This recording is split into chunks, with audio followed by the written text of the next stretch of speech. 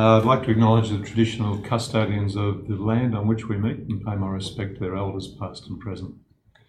We thank you, Lord, for the honour of being called by our fellow citizens to this office of honour and trust. Give us grace, diligently and honourably, free from private interest or prejudice, to discharge the duties entrusted to us, to the common good and in your sight, through Jesus Christ our Lord. Amen. Please have a seat.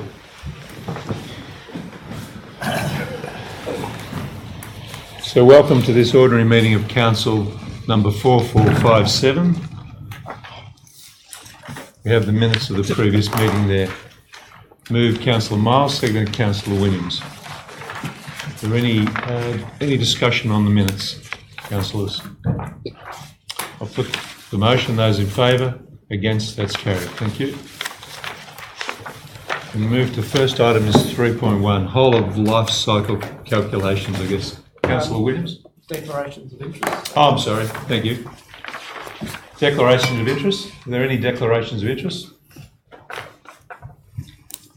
No, thank you. Item 3.1. Councillor Williams, seconded Councillor Sanderson. Thank you. Thank you, Mr. Mayor, for the opportunity to talk on this this notice of motion.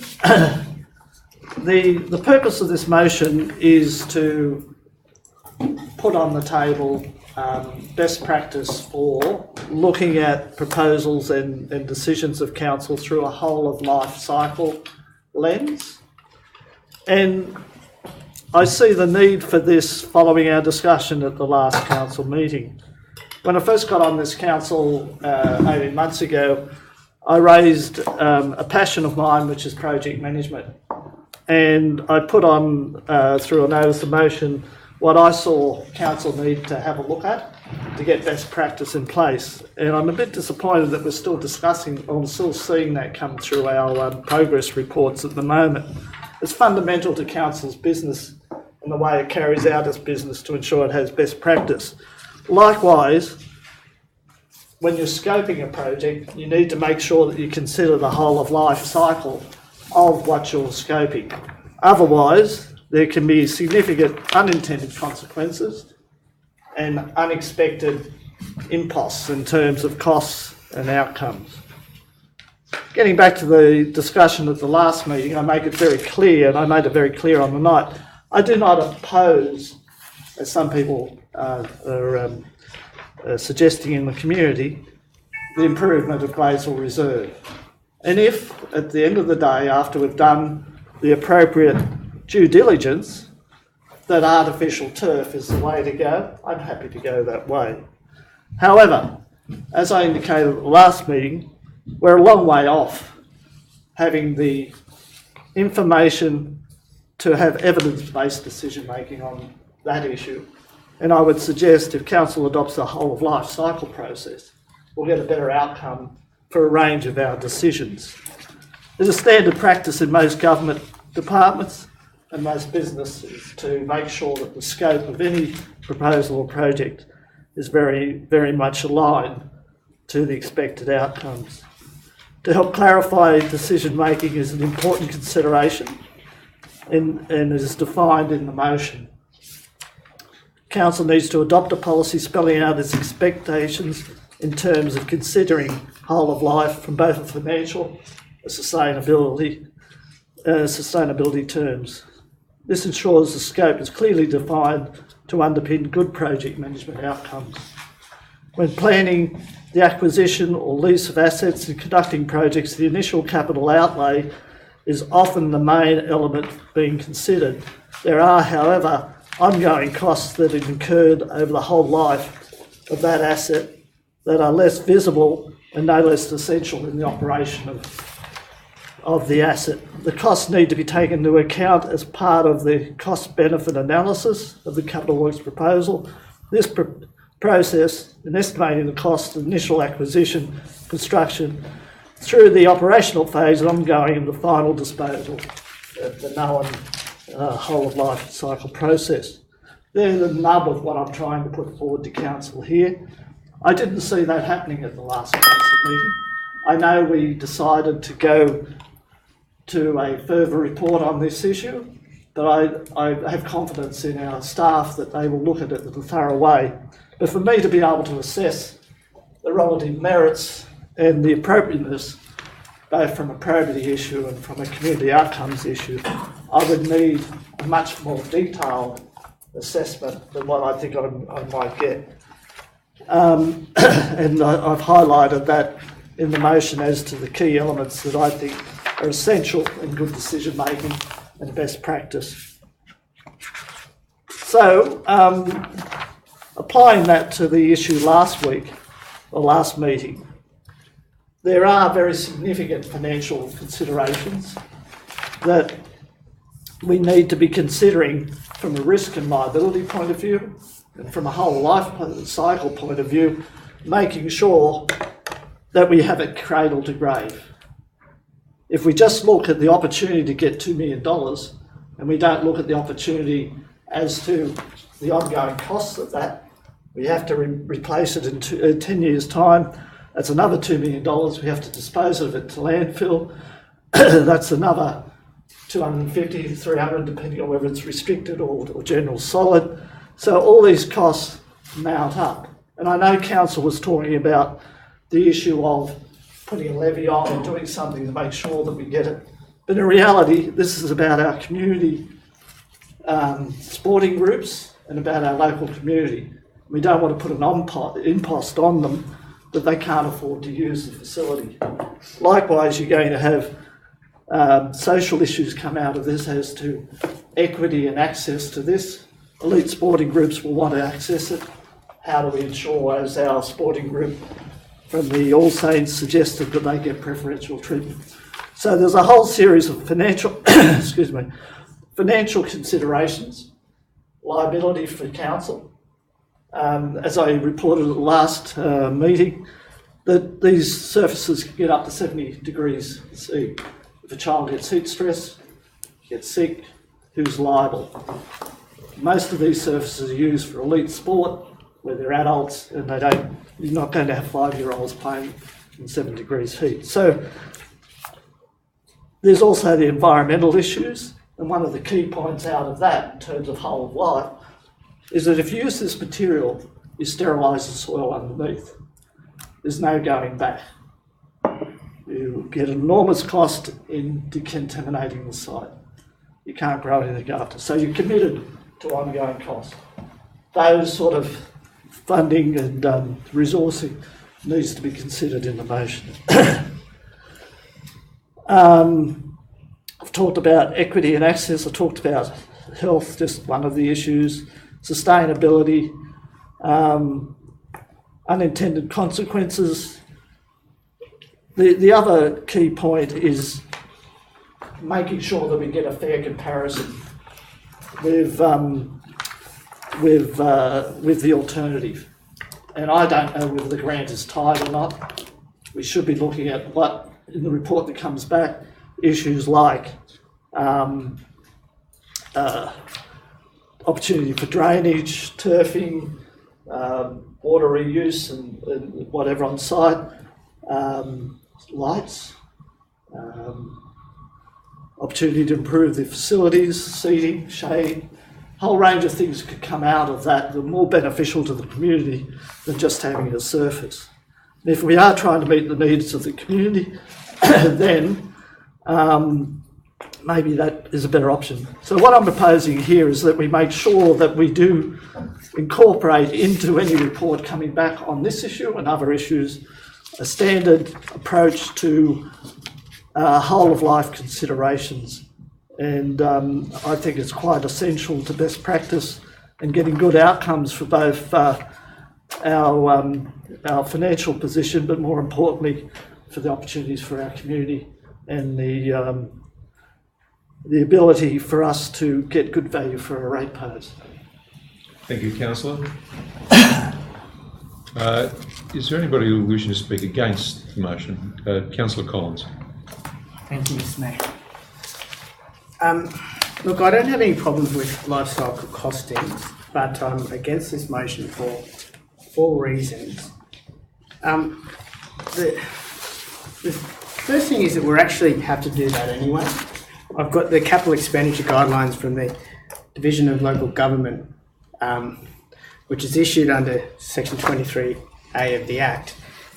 And here it talks about page 12. Project costs should be considered from a whole-of-life perspective. They should also be included in the Council's long-term financial plan as part of a Council's integrated planning and reporting framework. If you go to the integrated planning and reporting manual for local government, page 79, the term asset management describes the process for whole-of-life asset management from planning, purchase, operation and maintenance to disposal of assets. It also encompasses integration of asset and service outcomes.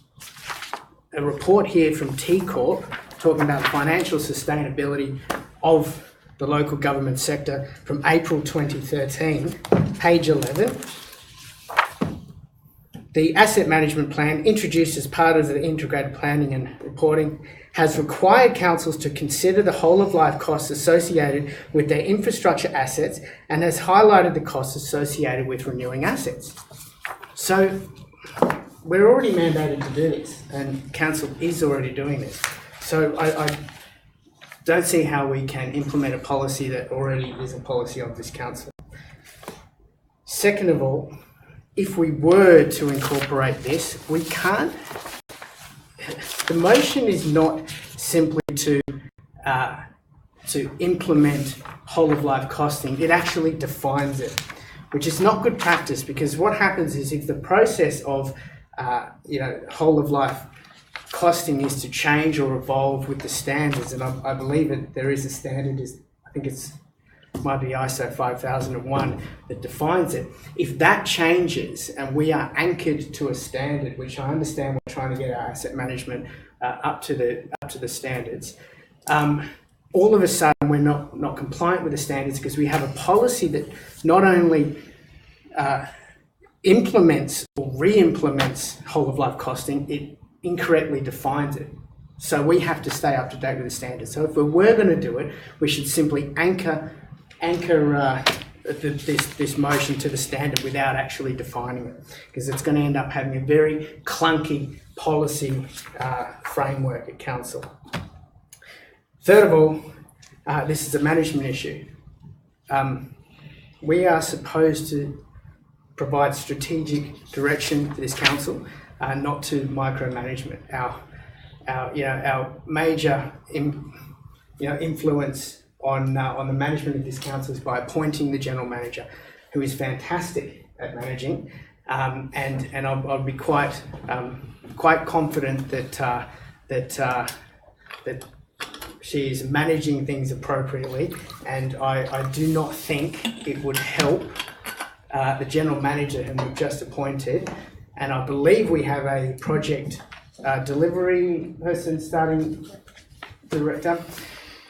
So all of a sudden, before they even start, we've micromanaged them. I think we should at least give them the opportunity to implement the policies that are mandated by local government anyway. So look, ultimately we need to be, on this council, we need to be focused on outcomes and not on the process. If we wrap every project up in bureaucratic knots, which is what this motion is intended to do, and it is very reactive. This is not born out of some sort of epiphany of how things should be done around here. It is a direct relation to the Glaysville grant that was debated last meeting. This is a reactive policy that only serves the purpose to tie a bureaucratic knot in this whole project so that it never happens. And I wonder whether that's the intention of the motion. Look, if I can speak to some of what Councillor Williams has just mentioned, I understand that project management is a passion of his, but that's not the role here of us or him or any of us on this council. We need to step back and let the staff do what they need to do. So I'm against this motion. Thank you, Councillor. Thank you. Smitty, do you have a question? I I do have a question. And who's your question Through you, on? Mr. Mayor, to the General Manager. Thank you. What is the current policy on assessing the life cycle of an asset that council uses? Yeah, through you, Mr. Mayor. As outlined, council has a range of requirements through the asset management, through the IPNR, and just adhering to good practice. So as Councillor Williams has highlighted, we do need to develop a project management methodology that is fit for purpose for the range of projects that we deliver, whether that be events through to large capital works. Having said that, the principles of whole of life, of asset renewal, they're all the things that the asset management engineer is working towards or working to. We also, as council would be aware, in December we reviewed our organisational structure to appoint the Director Service Delivery and Special Projects, and a key part of their role will be to lead project management in the broadest sense across the organisation. But in short, we are already meeting the asset management requirements, the IPNR requirements, and looking at environmental, financial, economic and leadership outcomes with projects. It's not to say there's not room for improvement, there's always room for improvement, but yeah. So it could be that this process becomes part of the process that the asset manager is going to. Through you, Yes, Mr. please. Mayor, it's part of the broader project management framework. So whether it's rolling out a new event, whether it's rolling out an IT project, or whether it's a capital works project, it's looking at a project management methodology that's fit for purpose. So the approach we might take for an event or an IT project might be slightly different or tailored to what we would do for a $30 million leisure centre versus a $2,000 shed at a site. Does that answer your question? It does, but I have one more question if I could. Yes. Just so I can make an informed decision. Through you, Mr. Mayor. With community assets like playgrounds and sporting fields, how would we would we use a whole of life cycle for those? Because they're not something we can dispose of at the end of the process. Through you, Please. Mr. Mayor, if I pick a playground as an example, so most, as a standard, playgrounds would have a 15-year life cycle. However, that could vary depending on the usage. It could vary on ground conditions, it could vary on site location. So if you have a playground next to the beach, it may have a shorter life than perhaps a playground that's used once a year in the middle of a dry sort of location. So yes, there are life cycles attached to particular assets, but then where those assets are placed and some of the other factors that come into it may impact on that life cycle. All right, so anybody wishing to speak for the motion? Councillor Sanderson. Thank you. Thank you, Mr. Mayor. I'd like to start by thanking Councillor Williams for his excellent report. Given some of the motions we've had from our Liberal colleagues in recent weeks, Councillor Sanderson, please. describing the two gentlemen, given the motions we've had in recent weeks, a lot of them have come with absolutely no reasons or background. The matter that was debated last week and on other occasions are pretty complex. They're also items of very high value, and I think even before we get to the stage of suggesting, any move toward them, I think we need a bit better analysis. And I mean, this is reflected by the changes that we've heard about tonight in codes of meeting practice, where there won't be costings available at the time that a resolution or a motion is put, that that those issues will be deferred until such time as better information is available. Having had these motions with no background or reasons, I think it's really important that even if it's just an education process for councillors, that we understand these processes. And I've got I have a lot of troubles. I mean, I'd love to see Gladesville Reserve done in such a way that we put in proper drainage, we have water retention, we get a good surface. but within the budget, I doubt whether that can be an artificial surface. I think it would probably need to be turf. At least we're not going to have to write that off over a period of 7 to 10 years, and that's one of my big concerns. That this is a cost that's built into the project, that we're effectively going to be depreciating at something of the order of $300,000 a year, which makes a huge hole in our budget. One of my other concerns is I think I was the only councillor who attended the Save Our Recycling session that was put on by local government New South Wales.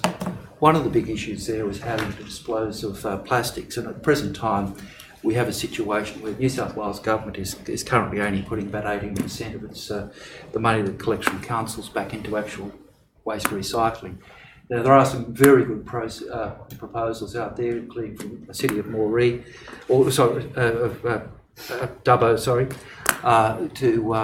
for a recycling plant there, because obviously Sydney is going to generate more waste than can possibly be processed, given we've planned for no areas there.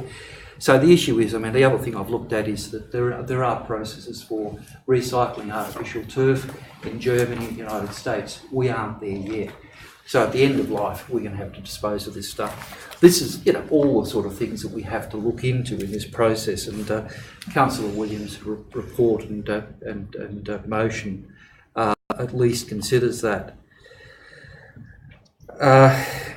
I'll leave it at that, but that summarises my concerns about the way we're going about this. I think we need to have, if nothing else, I think councillors need to have all of these issues that Councillor Williams has raised in mind before we go race off with these, grand plans. I hope they will come off, but I think they need to be a little bit better considered. Thanks. Thank you, Councillor. Anybody wishing to speak against the motion? I do have a couple of questions. Who are your questions of? I think they'll be you, Mr. Mayor, and through you to the General Manager. Thank you. General Manager, you mentioned that you recognise and are working on developing frameworks for how you manage the many items that come before you. Do you feel that in doing that you require a resolution of council, or is this operational?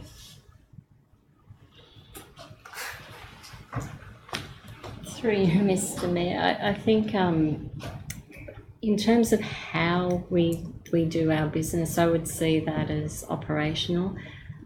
For council needs to to give direction to officers in terms of what you want to achieve, what are the outcomes, whether they be environmental or economic or social.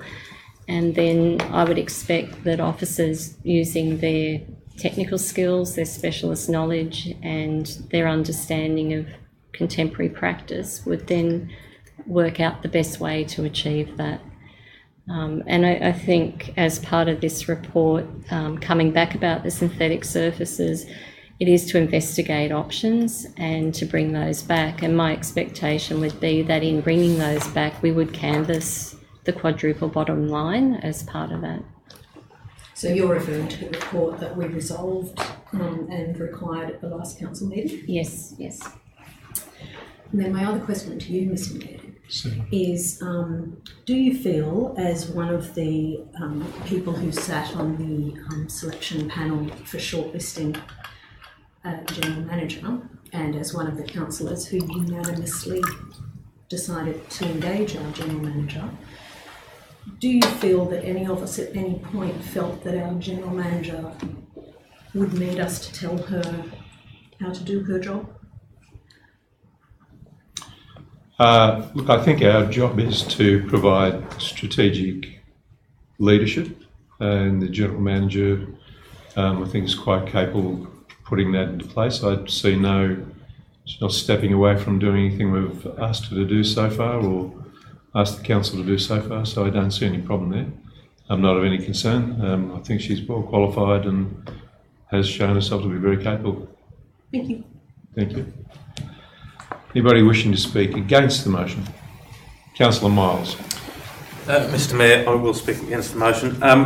For the litany of reasons that we've already heard for the reasons that Councillor Crassoy just raised, or the very well researched reasons that Councillor Collins has raised, that this whole of life cycle is the policy of council anyway, and is the policy of all councils now across the state of New South Wales, because that is what is mandated of us. Putting a motion that at the face of it, could seem ingenuous because it's talking about our assets and renewing our assets and proper management, but then the mover and seconder have got up and talked ad nauseum about a specific proposal that was brought to council last meeting, something that we as a council all resolved to have a second report brought back with further information. Now, councillors will get a second bite of the cherry, but it will happen when the report comes and when the information is in front of us about that specific project. Now, the fact that we're here talking about this with no information at hand, that we have tasked the staff of council to go and assess for us, the fact that we're talking about it when Football New South Wales and the local soccer club came up and spoke in favour of a synthetic surface being put at Gladesville Reserve. It may be theoretical at the moment, but that is the reason why last council we asked the staff to prepare a report on exactly the sorts of things that you are talking about here. Now, I don't think it's a coincidence that the issue that was raised, particularly by both councillors, was the synthetic surface at Gladesville. Why not any other projects or any other facilities? If you want a second bite of that cherry, it will happen when the report is brought back to council. That is proper practice. I have full confidence that the staff are looking at asset management in a way that is appropriate and that complies with the legislation, that complies with the codes that they are meant to adhere to. On top of that, the fact that we are weeks out from appointing a special projects manager and we are raising what is a matter for the staff is bizarre, because that is the purpose of hiring a manager of special projects. So I think that this motion is targeted towards a project that is the subject of a motion of this council that was passed, and I think that if anything, even if at face value we are to accept that the reasons behind putting this motion are not targeted towards that specific project, which I believe that they are, that we would wait until the new manager is appointed and let them have a say in what our asset management plan is designed to do.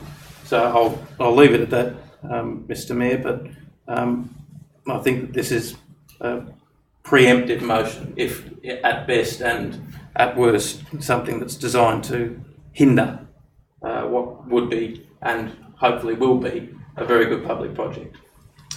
Thank you, Councillor. Anybody wishing to speak for the motion?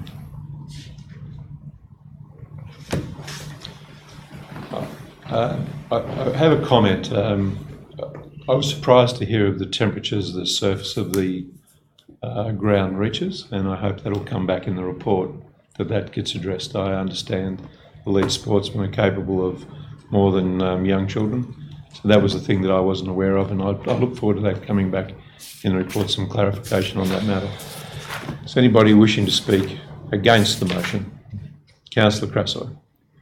I am, and I don't like to waste time, and I wouldn't if I felt that everything had been covered off. But there's a couple of things that I would just still like to cover off in this motion. It is a shame that some of it seems to have been directed towards Gladesville Reserve. It's our job as councillors to support the democratic decisions of council, and I feel like a little bit of this, it didn't need to be in here, but a little bit of this seems to be attempting to hinder a democratic decision of council. So that's a bit disappointing. And I'm a little bit insulted, and forgive me because I know I don't need to be, but on behalf of the General Manager and the council staff, because there were a few comments that Councillor Williams and Councillor Sanderson made here about their assumptions of what they expect to see or not see in the report. And I think that implies, it outright suggests that even before seeing it, they don't think that our General Manager and our council staff can do their job properly. So, I learned about whole of life cycle when I was at uni in the 90s. It's been around a long time. It's a proven method. I just don't feel we need to dictate to our council leadership how they do their job. That's all. Anybody wishing to speak for the motion?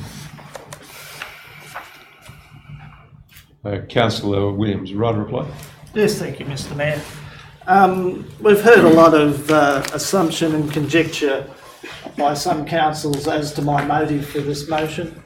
And we've also heard the obvious that there are, and I'm well aware of what Councillor Collins referred to in terms of those reports and the requirements under the local government.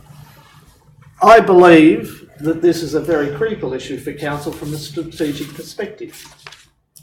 I'm very confident the staff are able to do their job. I'm not questioning the staff in any way. As long as they do it your way. No. Councillor. Mr. Mayor. Yes, please. Go ahead. It's not about doing it my way. It's about raising the issue of what, from a strategic point of view, you would expect in terms of a report coming back. If the staff are able, and I'm quite confident they will do it, then this just reinforces the need to get best practice operating and make sure that all those points are covered off, because we don't want to have a report come back. I'm quite happy for a report contrary to Councillor Miles' assertion that I'm trying to stymie the process. I made it very clear at the start that I want to improve the playing conditions down there, but I want to do it on the basis that we have the best practice and that we have evidence-based decision making.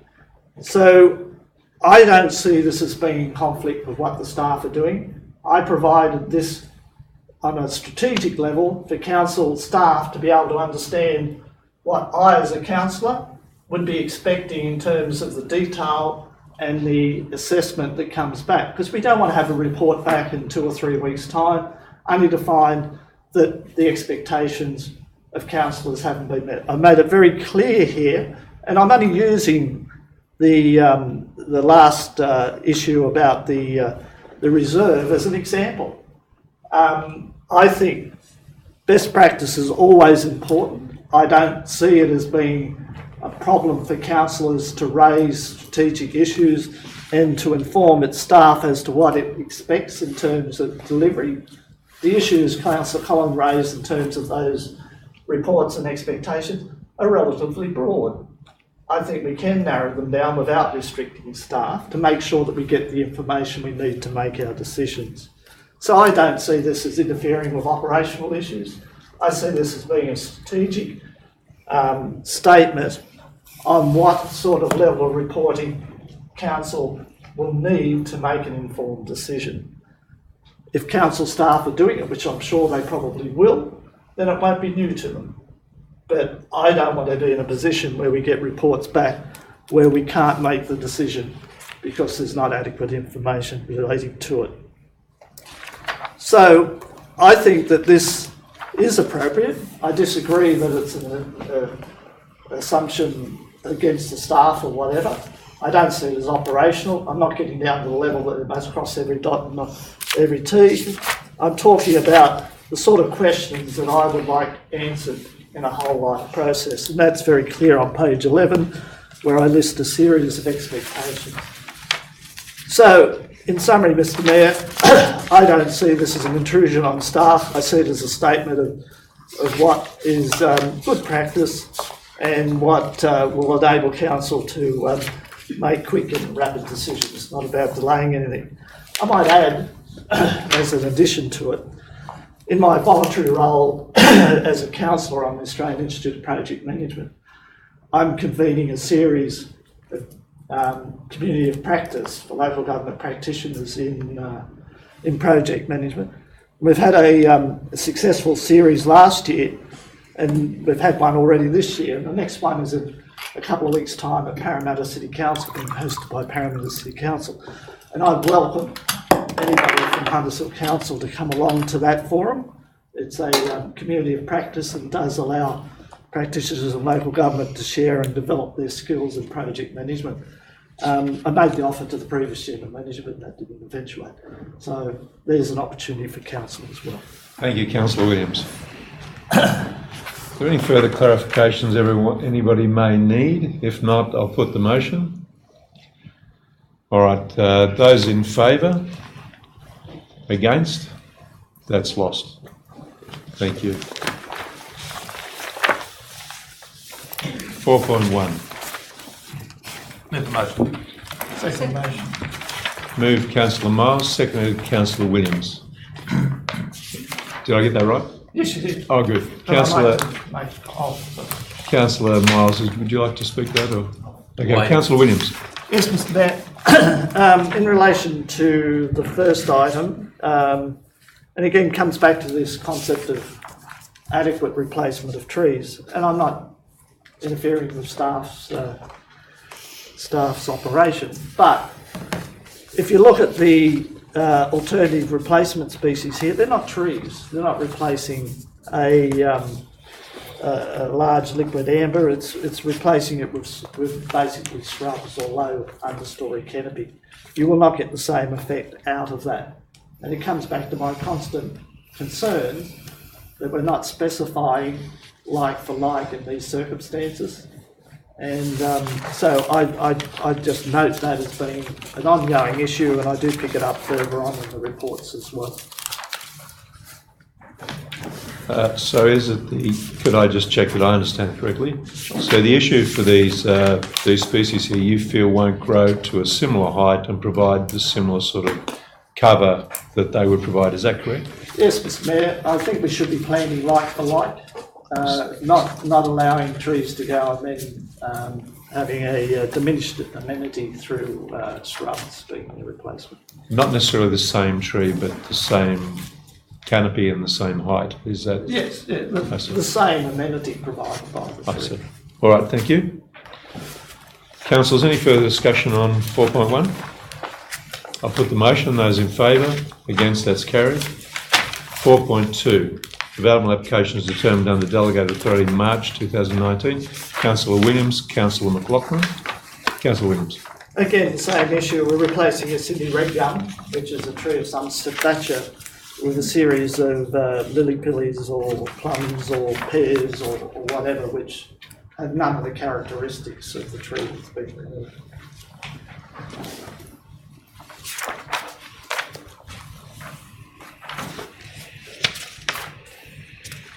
Thank you, Councillor. Councillors, any further discussion on this? If I might, through you, General Manager, could I put a question to Mr. Karikas? What's your thoughts on this? Do these trees, you feel that they're adequate under our controls? Are they suitable choices, or should we be looking at other choices? Can you enlighten me? Through you, Mayor, I was planning on taking this question without notice to formalise it. I'll work off memory. The DCP identifies appropriate species with regard to replacement species in the municipality. That's been tested through the years through the consultation process of the formulation of the DCP. I think you picked up the issue of like for like. Replacing like for like will create the same similar problem as what these replacement trees are all about, proposals. There also coverage, substantial coverage and amenity. Fruit trees, variety of lily-pillies are endemic part of our character of Hunters Hill. I'm planning on providing a detailed analysis to the council and establishing how the DCP and those species were arrived at. These are qualified arborists that look at these proposals each day and there's also criteria such as the locality, the topography, the soil type, the character of other landscaping features on the subject site. There's also opportunity where we say where there's a small site, there's no opportunity to provide additional landscaping, unfortunately, because additional landscaping or trees will have further impact on existing structures and dwellings and the like. So I'm happy to take this on notice and probably report that back on a memo too and explain to the council the whole issue. All right. Would you be happy to have it come back as a report? Yes, Mr. Mayor, as long as in that report that it refers to the character and concept of what Huddersfield is, and its character statements quite often, or not quite often, are specific about the built environment should nestle within the tree canopy. And that's the fundamental basis for which Huddersfield's landscape is designed and is evolved. To replace that canopy that dilutes or diffuses the hard built environment, then we don't have Huddersfield anymore. So I think it is a big issue, and it's something I would appreciate feedback from the staff, but it must start from the premises, or from the premise, that Huddersfield is all about a treed environment, and buildings should be subservient or at least compatible with the trees. If we've got a planning scheme or an approach that's been taken that ignores that, then we're going to have a very different Huddersfield in the next 5 or 10 years, and you can already see the significant erosion of our tree canopy that's going on for various reasons. And it doesn't have to just be because the tree is too big for the space. Many of these reports talk about damaged trees or trees that have outlived their life, and they should be, most importantly, like for like. So I welcome a report back, but I do put on the table, my expectation would be that it be put within the character context of what Huddersfield is about. Those statements, I'm sure the staff are very aware of. It's a good opportunity to look at it further. Thank you, Councillor. I'll put the motion. Those in favour? Against? That's carried. 4.3, development applications determined by the local planning panel in February 2019. Councillor McLaughlin, Councillor Williams. Councillors, any further discussion on this matter? I'll put the motion. Those in favour? Against? That's carried. 8.1, the establishment of a sustainability reserve. Moved Councillor Collins, the second Councillor Miles. I hope I got it right. I was looking down at the time. Should we speak? Could I ask General Manager to give us a little background on this in the meeting? Thank you. Mr. Mayor, I might ask the Acting Director Corporate. Look, this item is about moving some of our unrestricted cash across to a reserve. It's an internal funding mechanism. The purpose behind doing that is to set aside some funds, like ring-fence some funds that can be used for projects that do two things. One, they have some environmental benefit. It could be energy saving, for example, and they also save costs. So it becomes, from a financial perspective, it's another way of investing some of our unrestricted cash into projects that generate a return.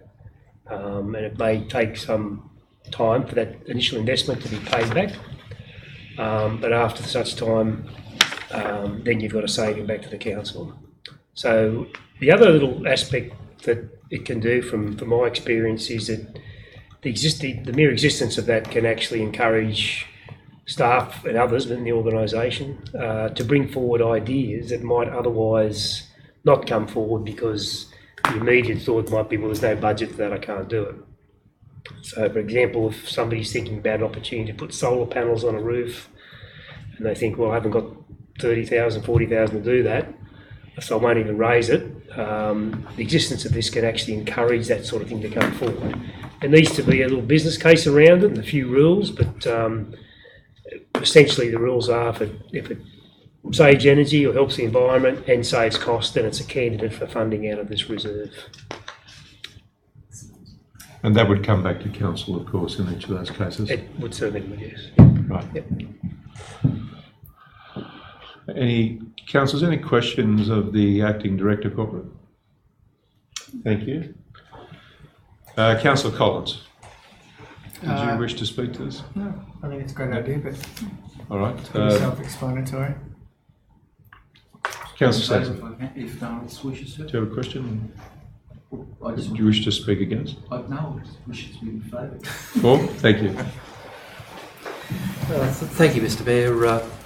At the last council election, I think, I don't know whether others, but I certainly had on my priorities that we should be doing a bit in terms of environmental matters such as LED lighting and solar collectors where that's possible. But at the end of the day, I think in this environment, and I know there was an earlier report of council that looked into this, but that was quite some time ago before the cost of all of these sort of things, facilities had come down as they have. But I'm absolutely delighted that we're moving into an era where we're able to have an incentive to start to move to a cleaner environment in terms of LED lighting, which is so much more efficient, and potentially also solar panels. So I thank Mr Husking very much for his report, and I support this absolutely wholeheartedly. Thank you, Councillor. Anybody wishing to speak against the motion? Anybody for the motion? Councillor Williams. Yes, Mr Mayor, I share and support the motion as it's been put, because it does provide real opportunities for council, and it's unfortunate that council can't share with the community the obvious initiative that's going to be the first off the rank for this, which is the street lighting issue. I found the briefing very informative and explains very clearly to me how such a system will work and be of great benefit to council, not only in terms of providing better amenity through better street lighting, but also through significant cost savings as we move through. And having a facility like this does enable us to make those decisions and move forward. But I do again stress that the example that we just heard tonight is something that I believe the community would find very informative and be very much more aware of what we're trying to achieve through this fund, and maybe stimulate a whole lot of other ideas and initiatives that the community might like to see us support through such a fund, or to bring forward in terms of the business that we've currently got in our work program. So this is a great opportunity for us to move forward and provide opportunities for bringing some of our sustainability projects forward. But there are very clear benefits, I think, in helping the community understand how this would work. And the solar issue is, the LED street lighting is a classic example where council will get great benefit. So will the community through improved amenity. Thank you, Councillor. Anybody wishing to speak against? For? Can I put the motion? Those, thank you. That's carried. Thank you. 8.2. Quarterly Budget Review. Councillor Williams, seconded Councillor Sanson. Councillor Williams.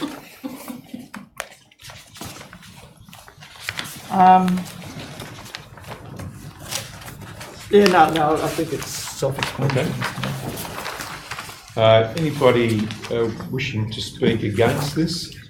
Councillor Collins, thank you. Not against, I just have a question. Please. So, Just go ahead. $160,000 from the proceeds of sale of land adjacent to 3 Wandella Avenue, Hunters Hill. Please, General Manager. Through you, Mr Mayor, this took a little bit of investigation. It's pre my time. So that property was actually the subject of a report and a subsequent resolution at the 24th of October 2016 council meeting, where council resolved to sell the property. That sale was finalised in May 2018, but the proceeds have just come through into this financial year. Thank you. Okay. Any further queries? Anybody wishing to speak for the motion? Just another question through you, Mr Mayor. Councillor Miles. The $1 million has been received from the Strong Communities Fund for Bronia Park, and that's in coppers and ready to go. Yes. And that is looking at being activated when? General Manager? Mr Mayor, as soon as practicable, Councillor Miles. We'll leave it at that. Yes. All right, thank you, councillor. Any further discussion on this matter? Councillor Williams? A question through you to the General Manager, Mr Mayor. At a previous council meeting or resolution of council, I asked for further information in relation to the recovery of legal costs. I was just wondering whether that's still coming or whether... Through Mr Mears, yes it is, Councillor Williams. I apologise for the delay. Thank you. Any further discussion, councillors? I'll put the motion. Those in favour? Against? That's carried.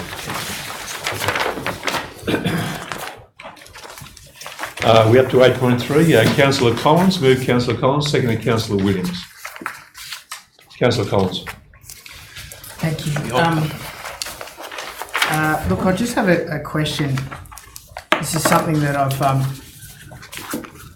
brought up a number of times about I want to understand the way that these investments are made, because what we have here is 4 amounts of money that have been invested on the 21st of January, and they're all at different rates of interest. We've got 2.56%, 2.61%, 2.60%, and 2.7%. So on the same, I just want to understand how on the same day we can get 4 different rates of interest for amounts of money. And I have had a result. I have had a response about the that we have different amounts of money that needs to be available on a rolling basis. But that's what we've got a general bank balance for and a 24-hour call. And I understand that putting things for 30 days or 90 days or 60 days, how that's decided and why we aren't choosing longer term, holding it for over 6 months or a year or 3 years, so that we can get better rates because we can. And by the way, just on to put in perspective, for the amount, the variance on the 21st of January, the lowest is 2.56% and the highest is 2.7%. You're to invest $22 million at that rate. We're talking about $30,000 a year, so it's material, and it could be more. That's just on one day. Do you think we get a report back on that? Can I just take that on notice and bring back to the board? Can I get specific set a date for that report? In fact, can I get can I put an amendment to this? I don't know if I can amend this report. You can? Yeah. To have a report back, briefing to brief council. Probably with a briefing. Doesn't necessarily have to be to a meeting, to explain what the process is, and I don't want to get involved in management, but I do need to understand that there is an appropriate strategy in place. What is the investment? Bring a report back to council. What is the investment strategy? How is it determined? And how is it determined? What the time that the amount of time that we choose to lodge it. We can work better than that, but you know what I mean. So, and I'd like to set a date for that. Can we just check on what's possible with the General Manager? Sorry. When would you suggest that be available? Well, we'll aim for the next briefing on that. That'll be fantastic. Right. 8th of April? Yeah. The 8th of April. Thank you.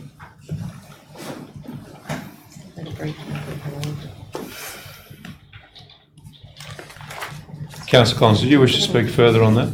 Needs a second. Sorry. I think we got one. No, I don't accept the amendment. Oh, you don't accept the amendment. Okay, so we're dealing with an amendment to it. Second Councillor Crasso.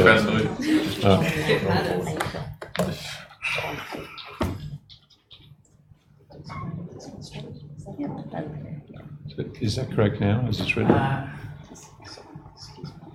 Yeah, that's fine. Councillor Crasso, is that right? Second Councillor Crasso. Councillor Collins, do you wish to speak further on it? I suppose I'll have to use my right of reply. I don't know why, but for now, right. I think I've said what I need to say. So anybody wishing to speak against the amendment? Councillor Williams. Yes, Mr Mayor. I was lectured on the previous motion tonight about not interfering with operational issues. If there's ever an operational issue before council tonight, and that is how it invests its money, I'm sure the staff do their best in terms of achieving the outcomes. I'm sure that as time goes on with a different set of eyes around this, we may be getting a different result. I think the point that's been made by Councillor Collins is obvious. It is one that I would expect the staff to be getting the best outcome for council. The rationale and whatever behind that is an operational issue. So I think our expectation as a council is to get the best outcome for our investments, and that is for the General Manager and her staff to ensure that we get. Anybody wish to speak for the motion? No, just the amendment, rather. Councillor Can I Miles. ask a question through you, Yes, Mr. Mayor, please. to the General Manager and the Manager of Finance Services? Are you happy to provide us a briefing on the 8th of April? Yes. Yes. Already read. Excellent. Good. Anybody wishing to speak against? Anybody wishing to speak for? No. For. Councillor Crussell. Thanks, Councillor Collins, for the amendment. Whenever you do raise this, it's a question for me, so I appreciate the opportunity to receive a briefing in our councillor development to help us understand the process. Certainly not to tell council how to do their job, but to help us understand how it's done. So, thanks. Right, thank you. Anybody else wishing to speak for or against? I think it's a good suggestion, Councillor Collins, that we understand it a bit better.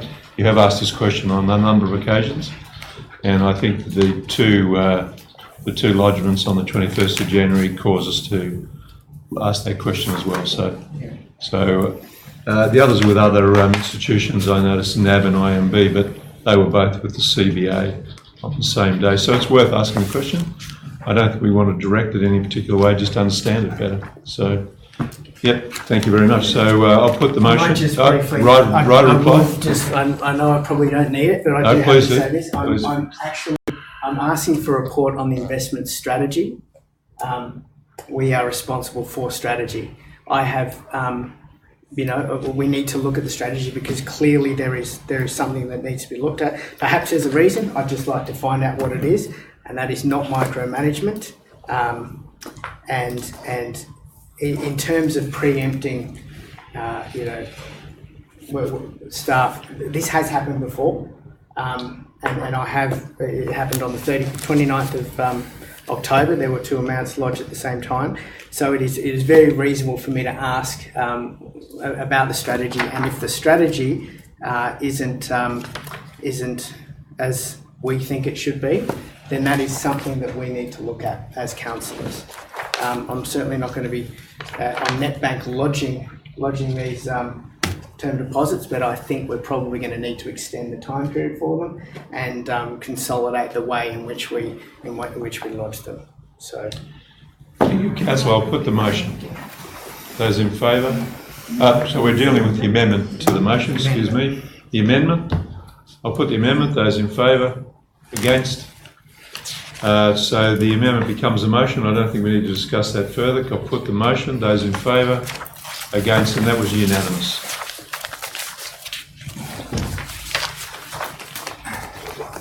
Um, 8.4, I think we move to now. Huddersfield Code of Conduct and Procedures Policy. Councillor Sanderson, Councillor Williams.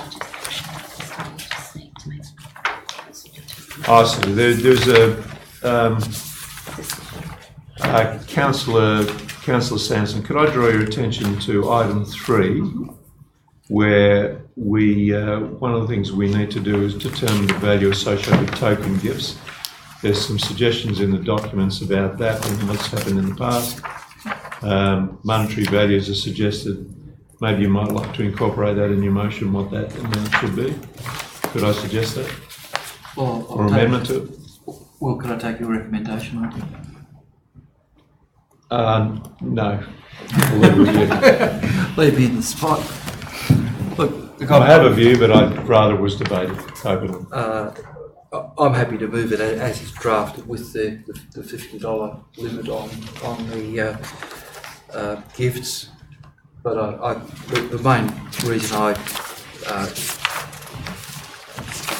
decided to move the motion is There was actually a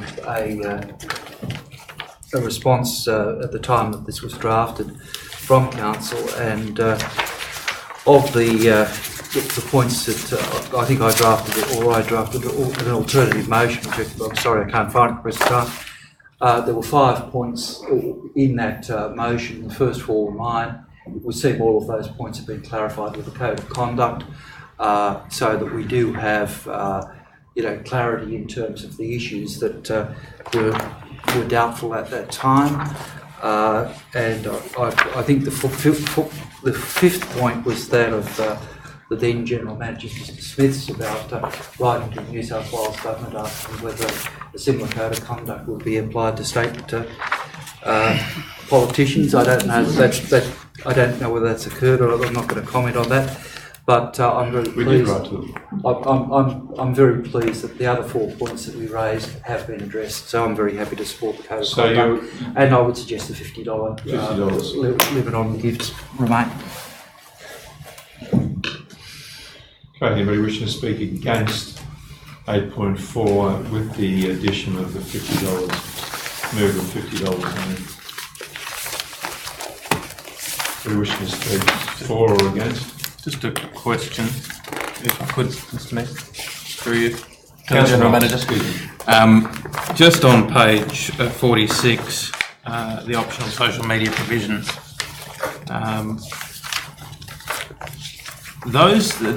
Part D, the last 5 words of that.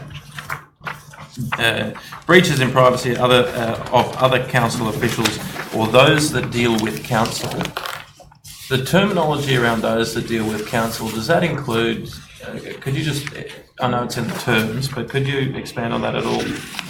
Sorry to put you on the spot, Mr. General Manager, but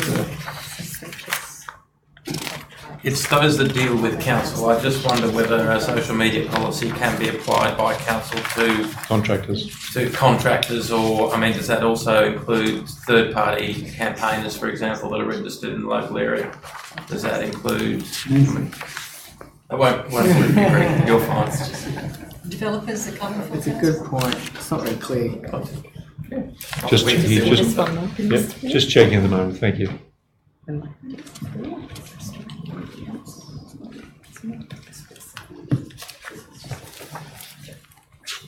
Through you, Mr Mayor, it's standard wording that was drafted by the OLG, but we take it as anyone dealing with council. Contractors. Could be contractors. Consultants. If we I could just see wonder what. clarification. Yeah, that's an interesting. We'll see clarification. Yeah, if we could. I mean, the only reason I raise it is that our policy applying to people who are not councillors nor employees of council is something that I guess we need to be conscious of from enforcement, I guess. Sure. Because if we can't enforce it, then it would be a strange policy to adopt. Understood. Any further questions? Could I enter the debate at this stage, Councillor Sanderson? One of the suggestions that was made to us is perhaps the value should be 0. And the reason that the value could be 0, and I'm not necessarily in favour of it, but it takes away any ambiguity, and it takes away any risk that somebody might take something that might be construed as a bribe or something that's given to influence somebody by a member of the community. So one of the things we could consider is whether that should be 0. So you take no gifts at all, not a pen, not a badge, not anything. And what we would then do is, an example might be a bunch of flowers, and I think that was the example we were given recently. A bunch of flowers, you would take the flowers, explain to them that you can't keep them, and that they would be passed on to a charity, and you'd declare them. So you could accept the gift, acknowledge the gift, thank the person. I think the example was a child that gives you a bunch of flowers and says, thank you very much for something. You're in a difficult position, you don't want to offend the child, but you don't want to be compromised also. So there's a way to deal with it. So it could be 0, you could still accept the gift, and it could be declared. So if I might make a suggestion that we could consider, that you could consider, it could also be 0. Councillor Sanson. No, can I just ask a question on that? Please. I think that's a very valid point.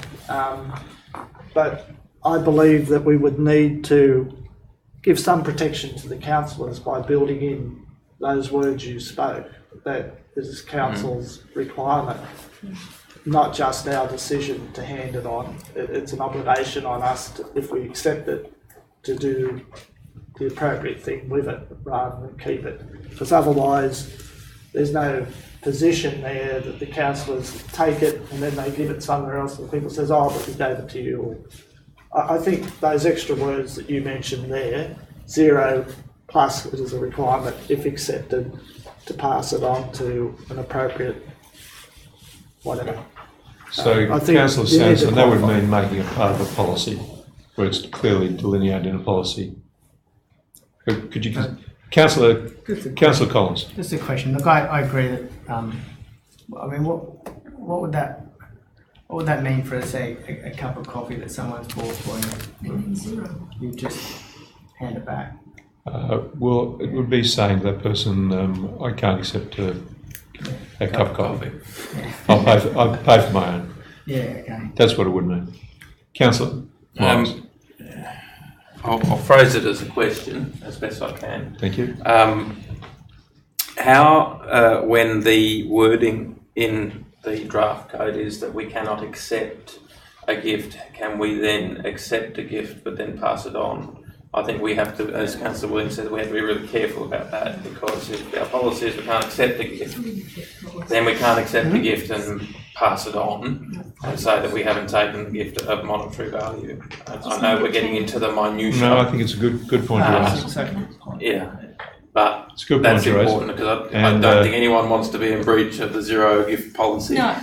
Equally, I don't think anyone's out there in the community throwing gifts at us. No. So, I haven't got any. equally, I probably have had a coffee at some point. I will declare.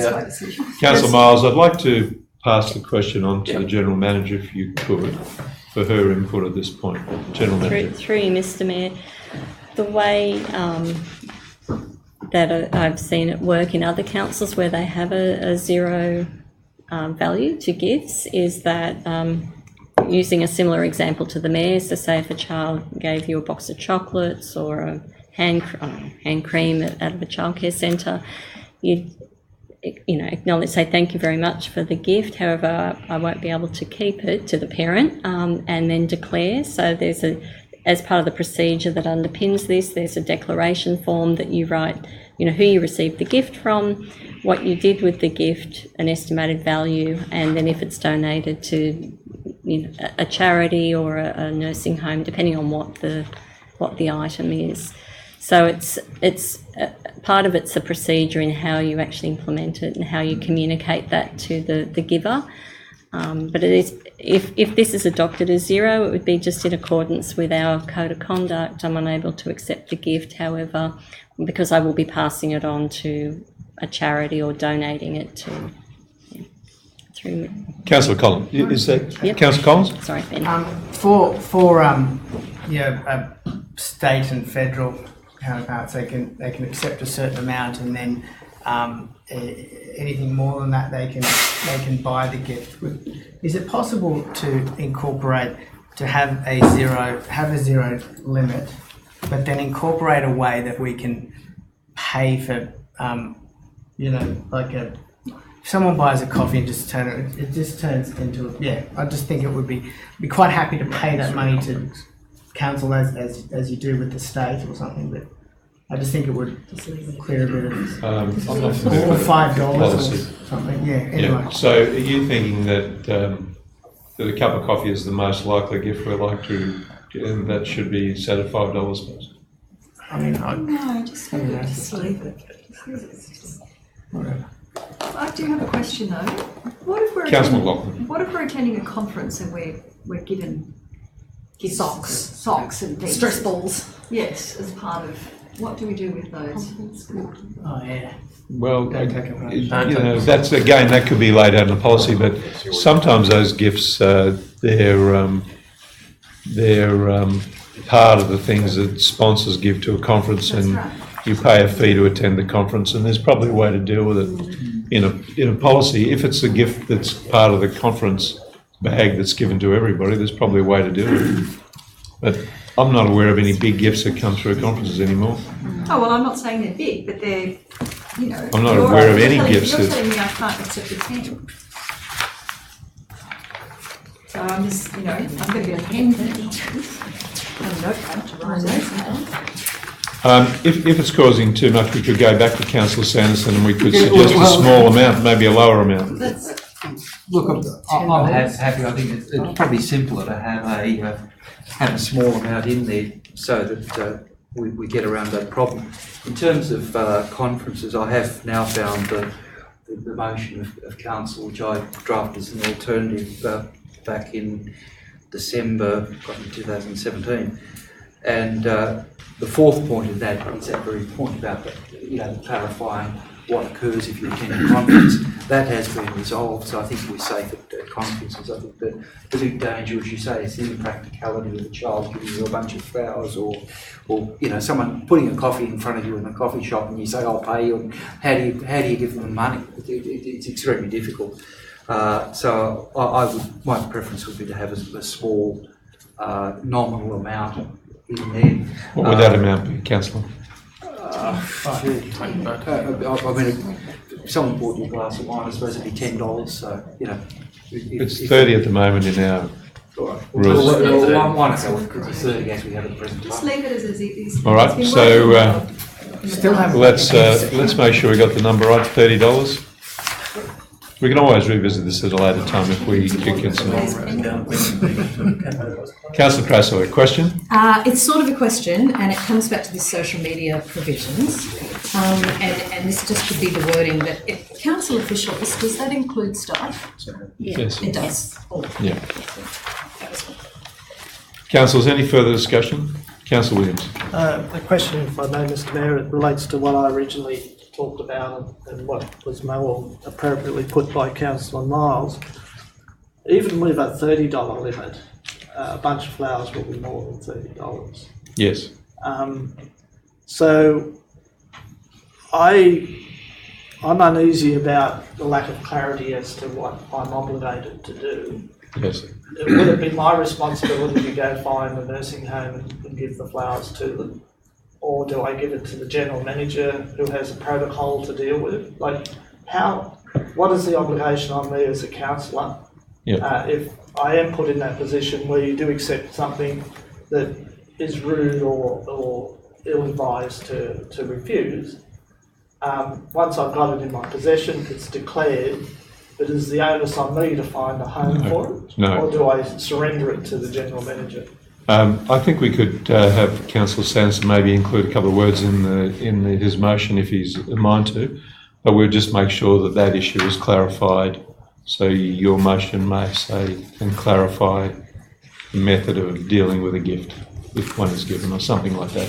We'll get a policy, we get it into the policy. Or through Mr Mayor, if it's helpful, we could draft some procedures to support the implementation of the policy. So if you do receive a gift, often the gift will go to the governance officer, and that's where the declaration form. So we can work out the procedural side of things. Would you be happy with to that? support to the leave policy? That? Sorry, excuse me. Would you be happy to leave that open for a little bit? Yes, Mr Mayor, as long as we get clarity. All right, it's a good point. Councillor Sanderson. Right reply, finish it. Right, thank you, Mr Mayor. Well, was it Councillor Williams' motion or Councillor Sanderson? I second. All right, thanks. Okay. Look, thank you. I think you should, I'm happy to accept the clarification in terms of policy and also the $30 limit that has been suggested. I have found that motion since I've spoken about one of them, but now I have got it. There were quite a number of points that I raised at the time, and I'm very grateful that they've all been amended in the final version of the code. And these related to, one was harassment and discrimination, where it wasn't clear what the intention was. There was another one relating to land use planning. about keeping written records, that's been dropped because it really isn't all that relevant anymore. And there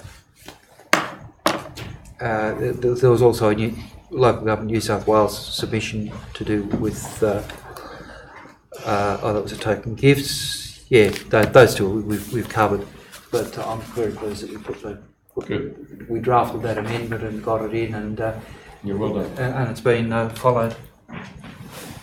So does it also say, Councillor Sanderson, up to $30 and a policy to clarify? Okay, I'm happy to include it. A procedure to clarify, excuse me.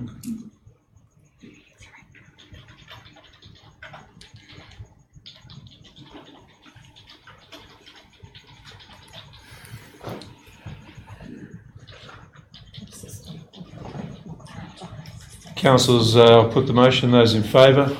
Against? That's carried unanimous. Thank you very much. Steve, are we up to 9.1?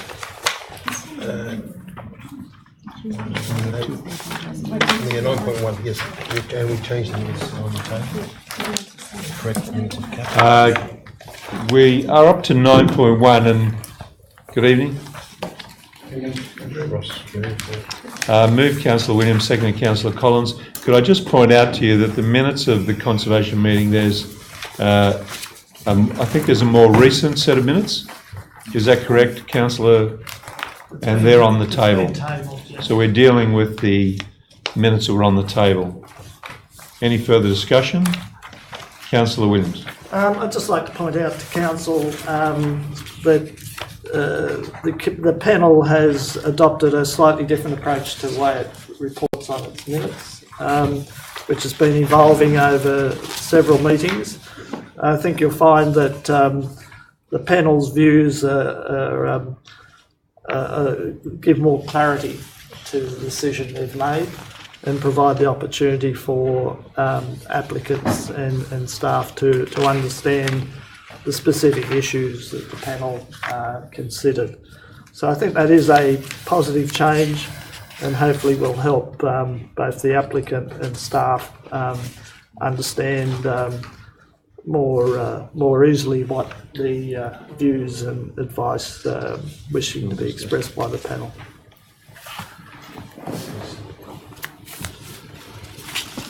Thank you, Councillor Spano.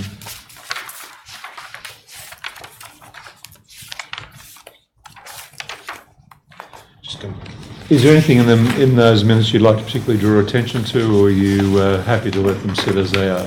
No, Mr. Mayor, they're as they are.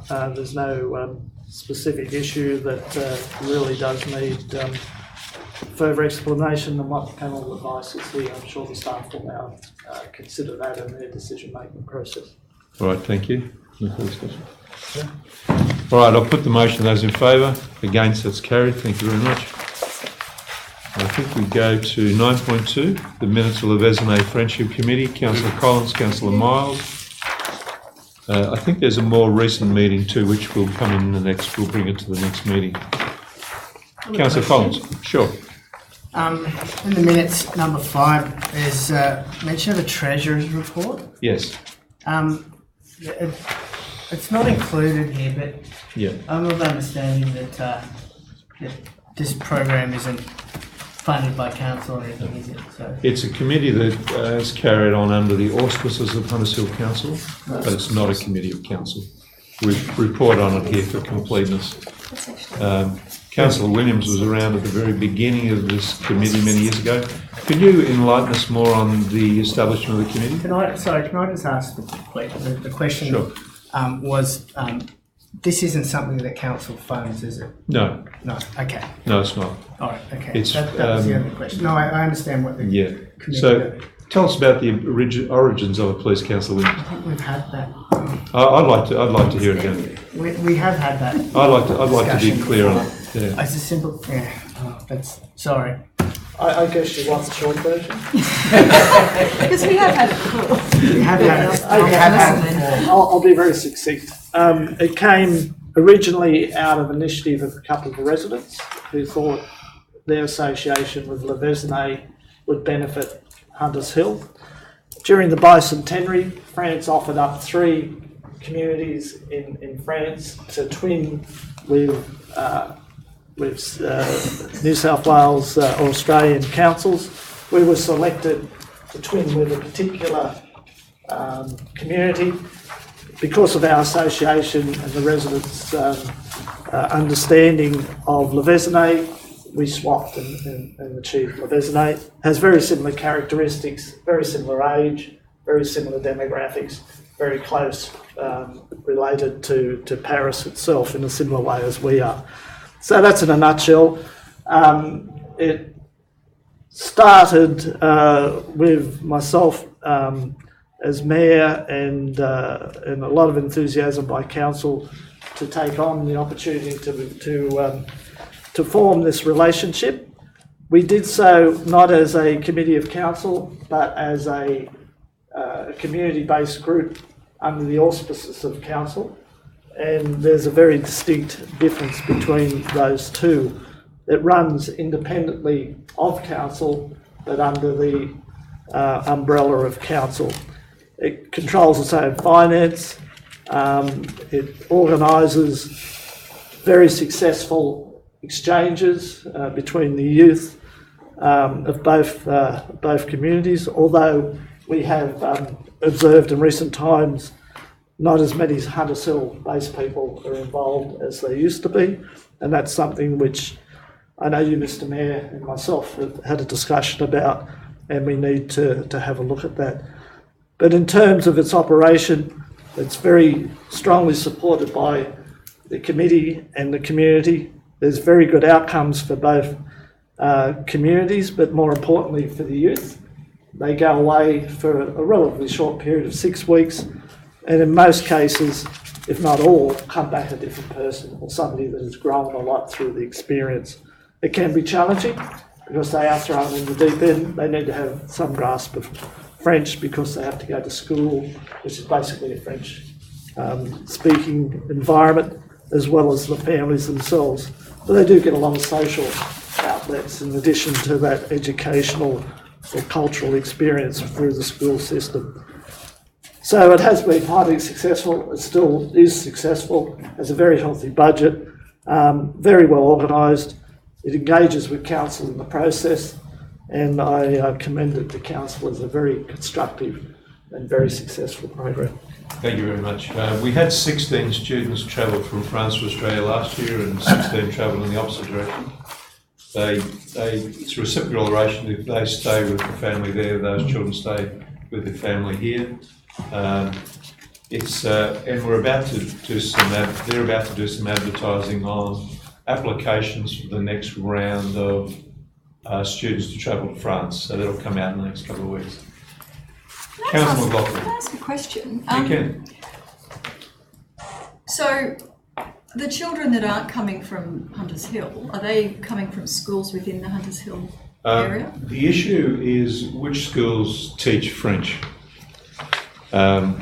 We try to get students from Hunters Hill, but I think even Hunters Hill High School doesn't teach French anymore. So does it? Well, there's a couple of schools that don't. So we survey the schools that teach French. We try to get them from Hunters Hill, but we take kids from Greenwich, Tremoyne, surrounding areas as well. So the only criteria is schools that teach French? No. It's advertised generally, and it will be advertised generally, and we'll hold an information night next month for anybody who wishes to go. But they need to be learning French. So they go there. The purpose of them going there is to develop their French skills. So they need to be learning French. Is that correct? It is the current position, but it wasn't the original position. I see. The original position was a cultural exchange, right. And French wasn't mandatory, although it was obviously helpful. Because let's face it, if you're in a family, most of them can communicate in English as well. But it's now evolved over time to be more specific to French learning students. But in answer to your question about do they come from local schools or whatever, quite often they do, either Joey's or Riverside, or don't Girls' know. School, Riverside Girls' School. Yeah, Riverside. There's a couple from there. So,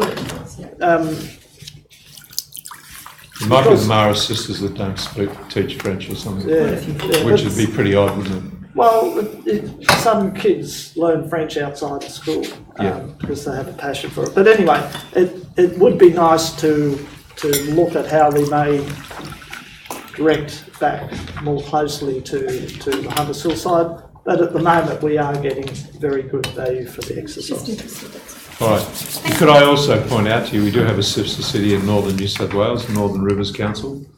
And during the issues with the drought of last year, we contacted Northern Rivers Council to see if we could be of any assistance to them. And the mayor said they were doing fine, they had everything they needed. They'd had falls of rain, they had plenty of feed.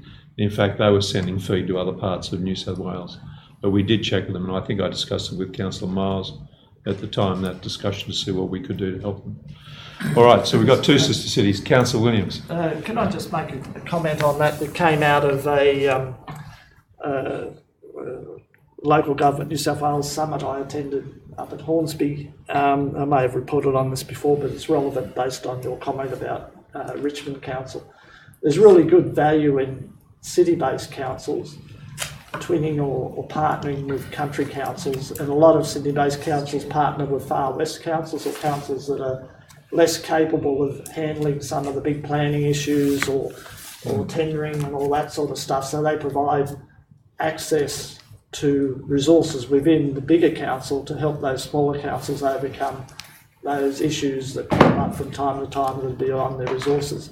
Equally importantly, they have programs to bring young people in to experience the city, beaches or whatever. So council has that relationship with Richmond. We may look at how we may strengthen that relationship, but we may look at other relationships where councils are probably able to tap into things that we might be able to provide that they don't have the resources for.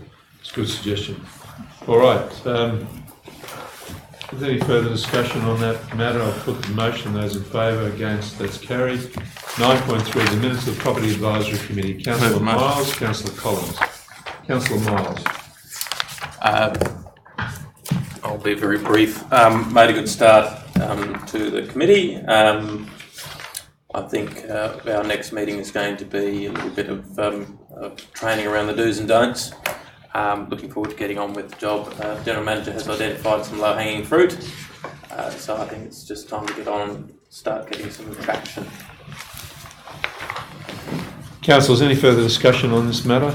I'll put the motion. Those in favour, against, that's carried. A report on Council's briefing held on the 11th of March. Councillor Miles, Councillor McLaughlin. I'll put the motion. Those in favour, against, that's carried. And I think that's it. Move to the Committee of the Whole. Do you want general business first or committee of the whole? I think we'll do general business first. Good suggestion. General business. Mr. Mayor, it's just a matter which, just a matter which I observed in the most recent Weekly Times, and it's a letter of praise to Hunters Hill Council, and I'd just like to acknowledge what I believe to be a significant improvement in the way council is operating and the way it's being perceived by the community. I quite often now get people come up to me in a positive light rather than a negative light, because there is a very discernible difference in the way the community, or the way our amenity in our reserves and whatever are now presented. I know we still have a long way to go, but I thought I'd just echo the thoughts that this person has raised in a positive way, and that those points that are raised in that letter have also been confirmed in my personal experience with residents. Would you like to read it to us? Sorry? Would you like to read it to us? It's short, if you'd like. It's titled Praise for Hunters Hill Council. Dear Sir, people at times have been quick to criticise their councils over various issues, and at times justifiably so. My recent experience in dealing with Hunters Hill Council has been nothing but positive. If you knew the person that was writing this, you've probably seen letters in the past. I've had reason to raise certain issues in the municipality that, in my opinion, warrant attention. All issues raised were dealt with fairly, promptly, and in an efficient manner. Thank you to the two Tracys and to the gentleman whose name I did not record. Thank you also to the ground staff that are keeping Barania Park Oval looking so beautiful and green, despite the limited resources available to council. You are nevertheless all very much appreciated. So I think that's a big change, and I do congratulate the General Manager in what she is doing at the moment. Yeah, thank you very much. That's great. Any further business? Well, I think we need to move into Committee of the Whole. We have a confidential matter to deal with. I need a second first, though. Councillor Miles, Councillor McLaughlin.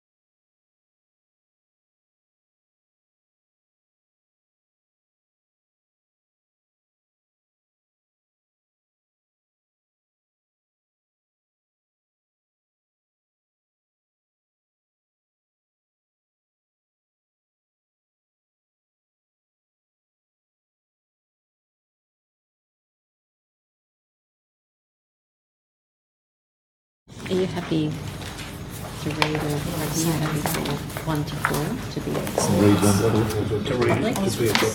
I can read it, but if that's happy, you're okay for that to be covered? Yeah. And then we have number 5 that will be made. Thank you, councillors. We were dealing with a matter that had some confidential document attached to it. We moved back out of confidential session. We're back onto 14.1, lighting the way, and I'll defer to the General Manager to give us a report on what the outcome of that session was. So, General Manager. Yep. Council considered the report and subsequently resolved that 1, that the report be received and noted. 2, that Council accept Ausgrid's proposal for the accelerated replacement of 327 Ausgrid lights on residential roads in the Hunters Hill local government area over the next 3 years. 3, that Council fund the initial investment required for the replacement program and the net funding of $156,400 after allowing for expected funding of $17,100 through the New South Wales Energy Savings Scheme, be included in the 2018-19 budget for this purpose. 4, that Council include a transfer of $156,400 from its sustainability reserve, subject to approval for the establishment of that reserve as proposed in item 8.1 on the 25th of March 2019 Council meeting agenda in its 2018-19 budget. Council added a 5th point to the recommendation that the report be made available to the community, however not the confidential attachment. Moved Councillor Williams, seconded Councillor Miles. All in favour? That's carried. Thank you, councillors. I think that concludes our business for the night, with the exception of questions without notice. Questions without notice. Are there any? I have 7. Thank you, Councillor Williams. That's an all-time record. Thank you, Councillor Sanderson. I believe you have one too. Thank you very much. And I'll call the meeting closed at 9:10 p.m. Thank you, councillors.